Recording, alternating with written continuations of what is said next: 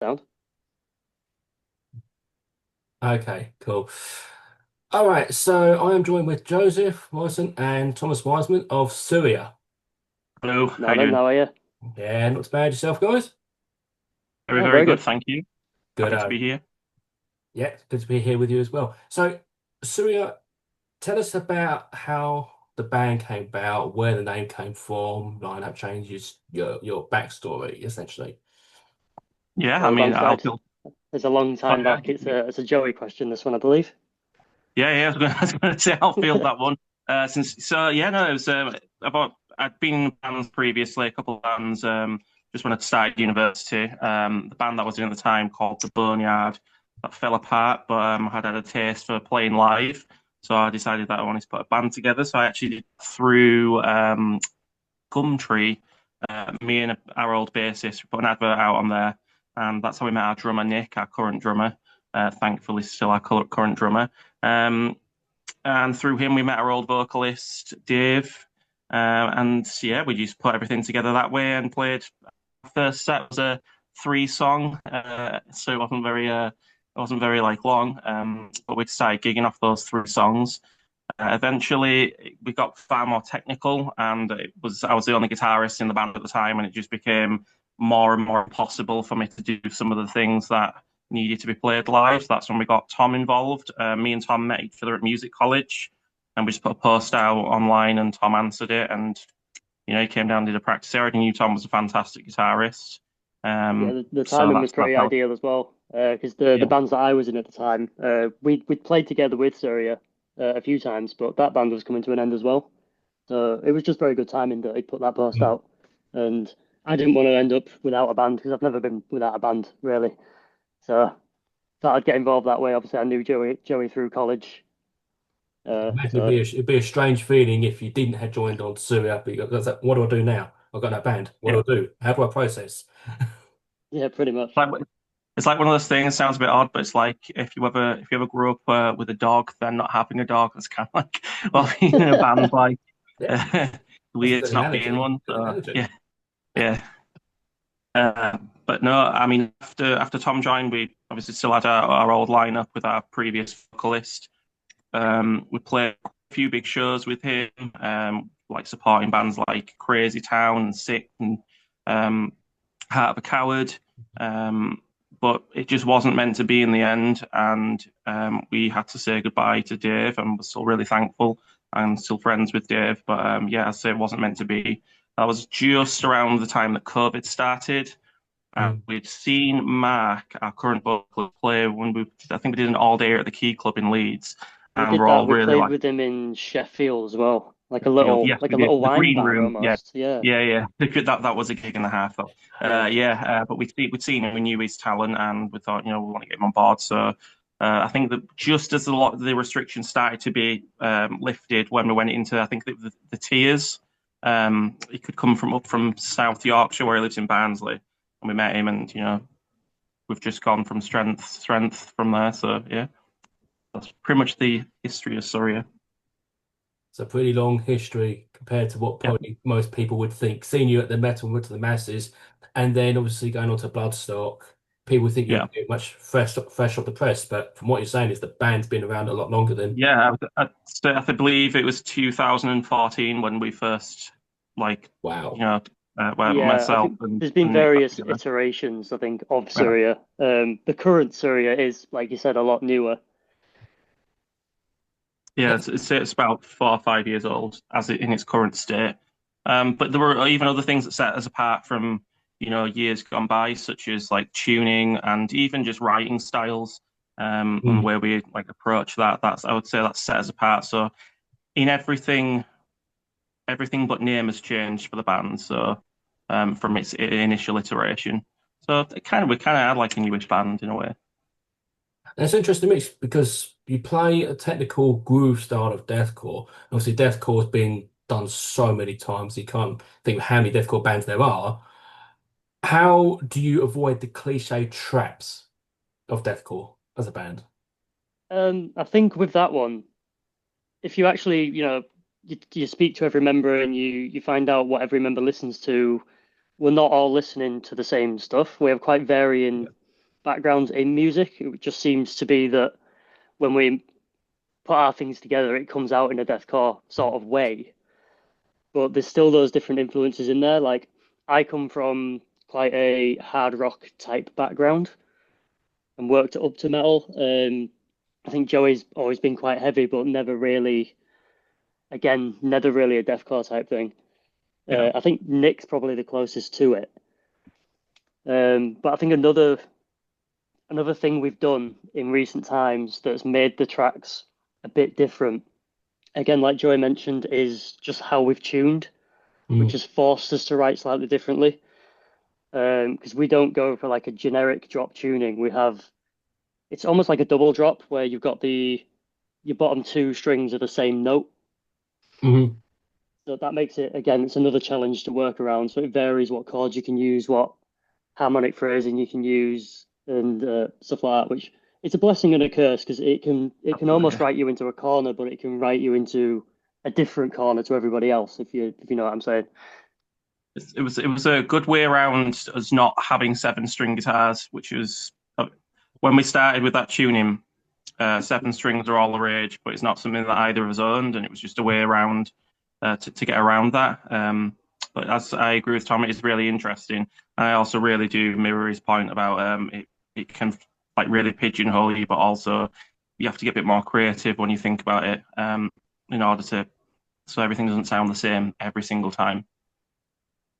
Because that's the thing with most sort of deathcore bands these days, that they have that set formula working. I mean, after a while, it works, but you have to Yeah, deviate, don't you? Look at Whitechapel, deathcore, and then boom, groove metal influence, job done.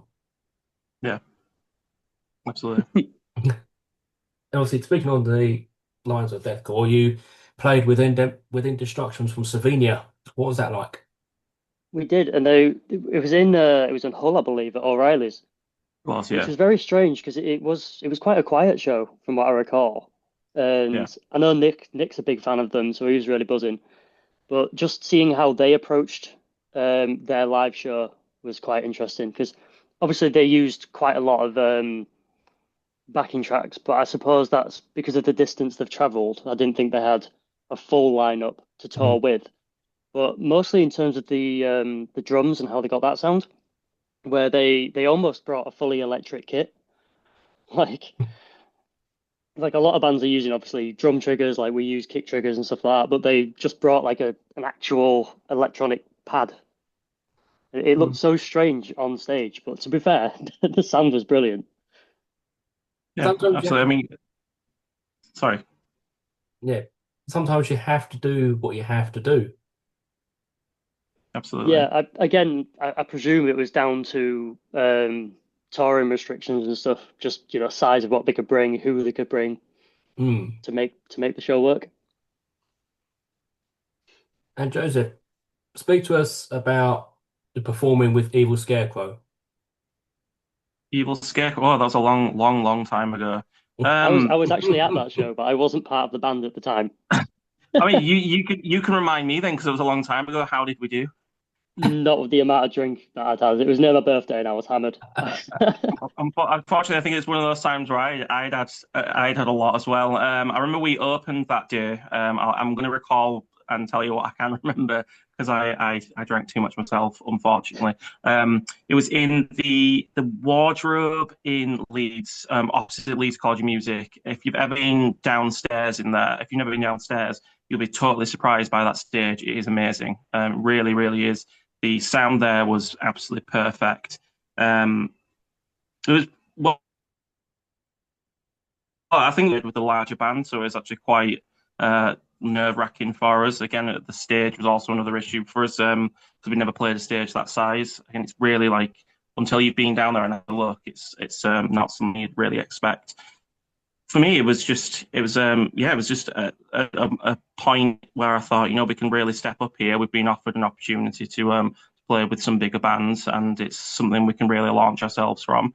It's been a band that we've kept in our bio, of bands that we played with bigger bands whenever we were advertising ourselves. But again, it's not one I unfortunately can't remember it that well, as it was so long ago. It went well. It went well, yeah, yeah. Now you played Bloodstock last year, Yeah, and you went through the Melt of the Masses, which you won. You went through the Burnley heats. We What did, makes it yeah. a bit, was it difficult to go through the Burnley heats rather than the, say, Yorkshire heats? I think any region that you decide to enter is difficult, regardless of it being local or not. You look at the popularity that it's gotten now, and Hmm. the talent of bands that you're up against, even at a local level, is immense nowadays. But I think because we'd been a part of the Leeds Metal to the Masses a couple of times, we did fairly well. I think we reached the final both times. But we thought if we were going to enter again for a third time, then we thought, well, let's go to a different area. We know there's going to be a crowd. There always is at Metal to the Masses. And we went into it with the mentality of we go there, we play to a fresh crowd with some fresh songs, and we just see what reaction we get with some new people that isn't necessarily all of our friends that live down the road. And I think the number one thing was to gain new fans, but to also prove to ourselves that we can make an impression with people that haven't specifically come out just to Hmm. see us. And I guess it did work. So we got through the first round, obviously, which was your 50% crowd vote, and we did fairly well on that, and people did return to come see us in the following heats. So I think if you can do that to a crowd that you don't know, you're clearly doing something right, but you Hmm. also learn quite a lot along the way of what works, what doesn't work with a fresh crowd. Because there's a higher sort of, I'm saying expectation, but there's a bit more pressure on the band, like you said, because you're going into an area that's relatively new, also the Burnley area, and you don't know what's going to happen. Also with Leeds, it's a bit more of a safe zone because you know the members seeing the fans, etc. But Burnley is a totally new ball game for you guys. Yeah, I think one thing to bear in mind as well, which I think some people maybe don't think about, is if you are playing your local area and you've got a lot of obviously other local bands who you're friends with, you've shared the stage with quite a lot in the past, you then have that sort of fan crossover Hmm. where oh your yeah, friends are also friends with that band, and you can't guarantee that your friends are going to vote for you because they're also there for other people. Um, so you might bring, say, 20, 30 people down, but 10 of them might vote for some friends in another band and another band. So I think, again, like we said, if we went into a fresh area, then we can sort of gauge how many new people might vote for us over someone they specifically came to see. yeah. No expectations was a really big thing as well. I mean, it's difficult playing, like you say, playing Leeds and having people come down and potentially vote for someone else, but we genuinely went in with no expectations. It was like Tom said, it was just play some gigs, Hmm. and if we get through, we get through. That I think that was something that really worked for us because we didn't ourselves feel any pressure Hmm. until the final. I will say until the final, yeah, there was some pressure there, Yeah, I but think when you get to the final and the possibility becomes real, then Yeah. yeah, that's when you start to worry. But yeah, the first couple of heats, no, we weren't that worried. Genuinely didn't expect to get through the first heat anyway. Again, we just said, like we said, we just thought we were just going down to play a gig, make some new friends, make some new fans, and yeah, they've always been, as Tom said, they've always been really well attended. Um, we'd gone down a few weeks or a few months ahead of time. We'd never played Sanctuary, so we wanted to do some recon on it, and we just thought, yeah, that really did help us as well. Was having things such as knowing the layout, how to get on Hmm. and off stage quickly, and I think that's something that's also not talked about as much is professionalism and getting on and off stage very, very quickly. I think the judges do Hmm. look for that, and it's not something that's really talked about that much, but even for myself, it's something that I would look out for. It really does help me, and I know that me being faster helps the next band on and off. So hopefully, potentially, that's something that we that really struck a chord with the judges Of course, yeah, was I that was would just that being professionalism. I would recommend that to any band that is going into a Metal to the Masses this year. If they can book a show at the venue that they're competing at, even if it's a couple of months before the heats, just to get down there, know what you're getting into.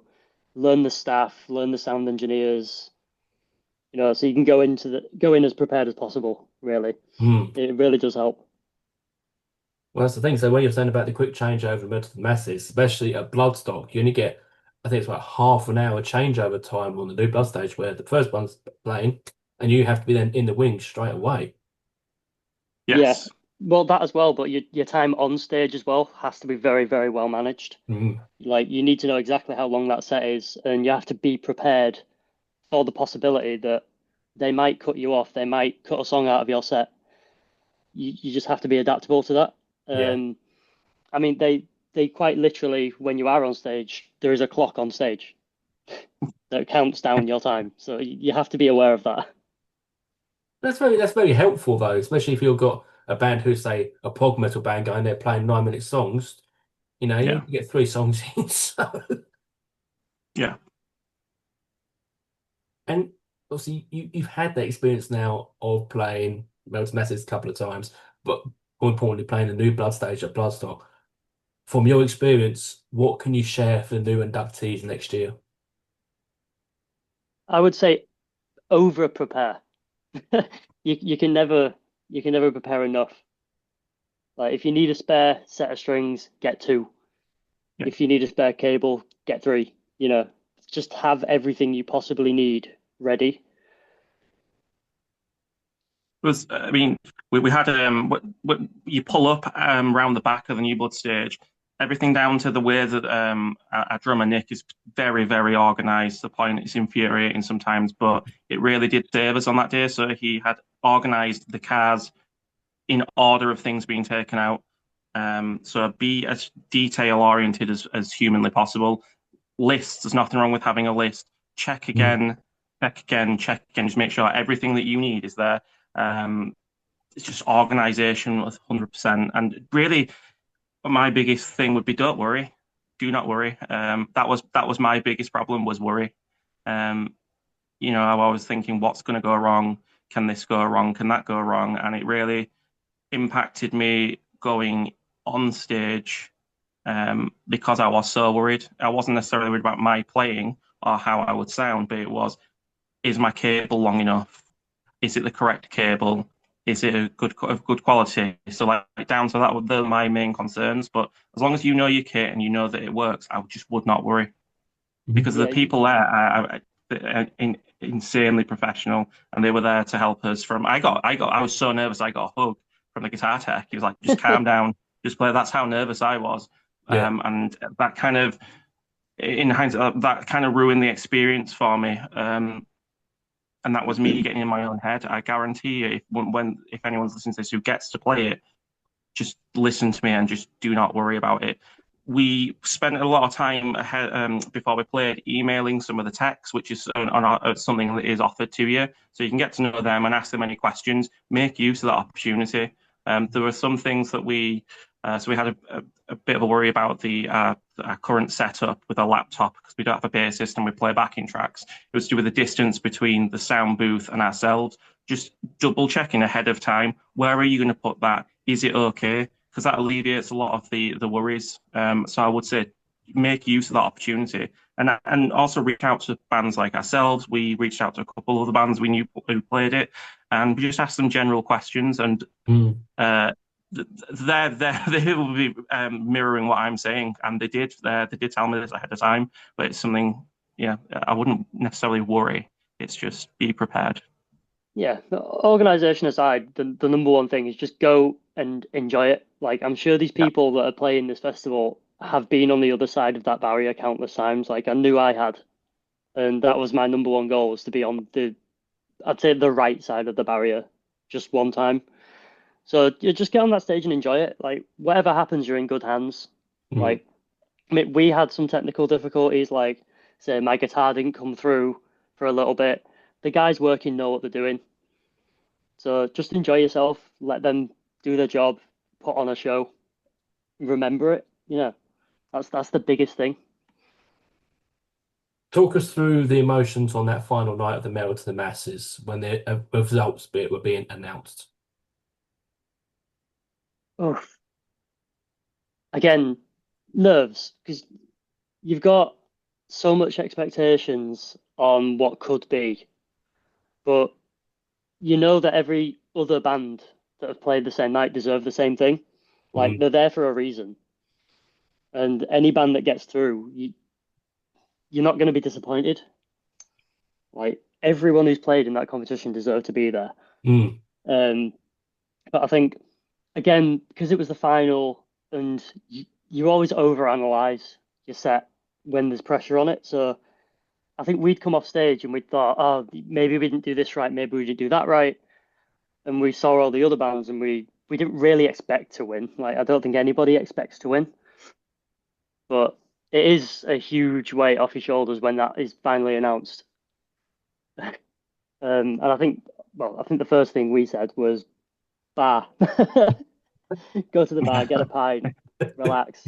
Just the alcohol, just to calm the nerves a bit.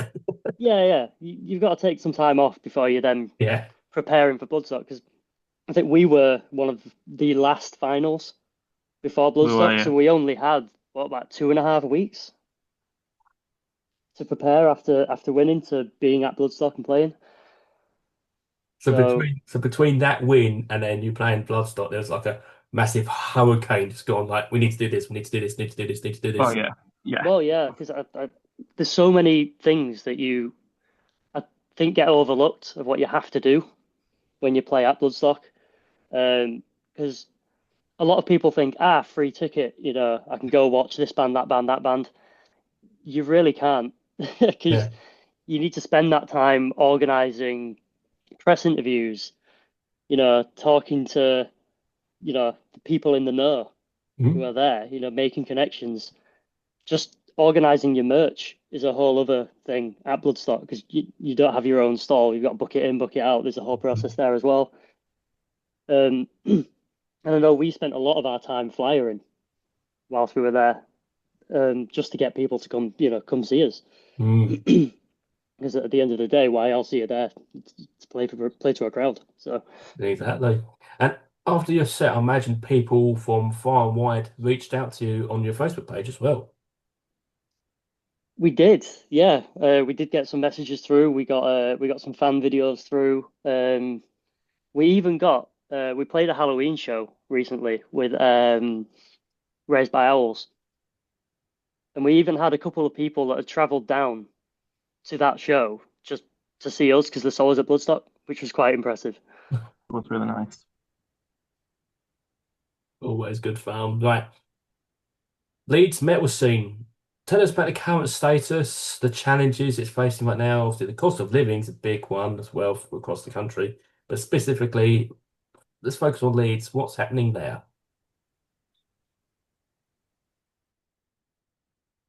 A current Yeah. experience. Um, Currently, I would say it's thankfully on an upward trend. It'd been obviously COVID and stuff like that had impacted massively.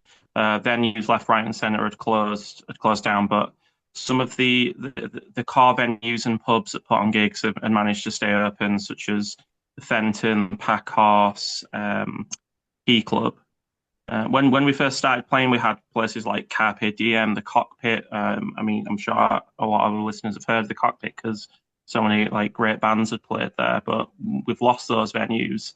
I'd say for newer bands, it's a bit harder now than it was when we first started. There aren't as many places for you to play. Things such as like social media has changed, and you need a bit of a presence before you can, you can play. Not it doesn't hinder you from playing and stop you from playing, but it's being reached out to in order and invited to play a gig. Um, I think the other thing is a lot of the promoters kind of just stopped during COVID. I think they just tapped out and haven't restarted. But we are seeing an increase in venues and obviously like more fans coming out to listen to music. I think again some of that I don't want to hark back to COVID, but for me particularly, not being able to go out and like see bands and listen to music is something now that we can. It's not something you want to take for granted again. Uh, Hmm. Experience. I'd say the same thing, really. There were some core venues that have gone like in recent years, like you said, like Carpe, like Cockpit and The Well even from way back in the day. Yeah, well, yeah. But again, it is on an upward turn. I'm seeing a lot more shows cropping up. I'm seeing a couple of new promoters coming into the scene now. Uh, like Shadow Promotions, for example, who started Bradford area. They've started branching over to Leeds now. Seeing quite a Yeah. few good little shows there. Um, but yeah, the attendances are on the rise. I mean, the Metal to the Masses clearly shows that there's an interest in metal in Leeds. Um, but yeah, I'd say with any city, the best thing you can do is go into the city, find a gig, pay to see a local band. It's the only way you can keep, that level of music going. Like I said, it's the only way you can do it. Speaking of, obviously, it's supporting the bands and metal to the masses, Bloodstock, should the Ronnie James Dio stage be renamed the Aussie stage in honor of the late Ozzy Osbourne? I'm totally behind it, if I'm honest. Um, Ozzy's such a huge, huge part of the metal scene, as is Ronnie James Dio. I'm not going to discredit that at all. Um, but I would love to see Ozzy become I'd say a permanent part of Bloodstock, at least for the foreseeable future. I know the same thing obviously happened with Ronnie James Dio when he passed, sadly. Mm. That was back in, God, you went back to around 2010-ish. Because I know, was it Download Festival? They renamed the main stage, I believe, to the Ronnie James Dio stage, which remained for a while. So yeah, I'd love to see Bloodstock do a similar thing. Even bring in a bit of a theme, goth it up, put some bats on the stage, it'd be quite cool. And one day, if any Bloodstock reps are listening out there, Surya on the Aussie stage sounds got a quite good ring to it. We might even do a Sabbath cover. Speaking of future stuff, what are your plans for the coming year? You've got Northant Rocks coming up. How did that come about? Oh, I believe Bloodstock. Joey, was that you who contacted it? Uh, yeah, we put our application in as we do for quite a few bits. But it was actually through Bloodstock. We were, speaking to people who told us put your application in this year, and thankfully this year we were chosen to play. But yeah, it was like any other process for applying for a festival. You have to have a bio, you have to prove to them, what you've done. Essentially, like applying for a job, to be honest with you. Yeah, But but no, again, again, this it circles back to what I said earlier about whilst you're at Blood Talk, make connections, talk to people in the know. I mean, because a lot of this came through, some of the stage managers that we got speaking to, people who know people involved in various festivals who told us what's good to apply for, who to speak to, and I guess that's how we approached Northants, and it has worked for us this year. Mm. Okay, and what other plans have you got for the rest of this year? Any releases coming out, videos, tours? So we've recently released a new single, A Monument to Nothing. If you haven't checked that out yet, go have a look. But we have a few more songs currently in the works. So we want to try and follow things up a bit quicker than we have been. We've been famously quite slow releases. I think that's because we put a lot of detail into our tracks, and just our general writing style has been slightly hindered with just where members live, etc. So we're Mm. going to try and speed that up and get some newer things out a bit quicker for you guys. But off the back of that, we are also looking into, I'd say, short tours to try and get throughout the year if possible. We haven't famously done what you might regard as a long tours in the past, like your sort of week, 2 week, 3 week. That's mostly just come down to our personal lives and work schedules. So Mm. we tend to hit, long weekenders, try and target one part of the country at a time. So we'll be looking to hopefully get back out on the road with some other like-minded bands fairly soon. We've got a couple in mind. yeah, we're heading into the studio in the next couple of weeks to record our next track. One thing I should say is we are all DIY when it comes to recording. so that does impact like speed as well. But it's something that I recommend other bands, if you're listening to this, you want to start a band, is like figure out recording equipment and try to do as much of it as yourself as possible. But yeah, we are heading to the studio to do that. We have our this. We're going to be tracking drums the next couple of weeks for the new song. And we'll release its name Aftermath. So if you watch all of our social media, you'll see that getting announced very soon. And after that, we've got a couple of other songs that are currently ready to record, like stage. A few bits we need to work out in terms of structuring, but we're hopefully going to be releasing a few songs in 2026. It'll be a busy time for you guys. Right, any final words, greetings, pointers you want to send out to whomever? The space is yours. Ooh. Number one, go check out our latest single if you haven't. I'd say that's one of the biggest ones. And just, interact, share, everything helps. That doesn't just go for us as well. If you know any other small bands on social media, even if you're just scrolling past it, while you're on the loo, like a post, comment on a post, share a post. The social media seems to be set up to hide and restrict a lot of posts now. So any interaction really, really, really helps small bands. So I can't recommend that enough. Mm. Just help out the smaller guys. Yeah, if my aim would be, don't get disheartened. There's a lot of bands out there, and like if you really want it badly enough, you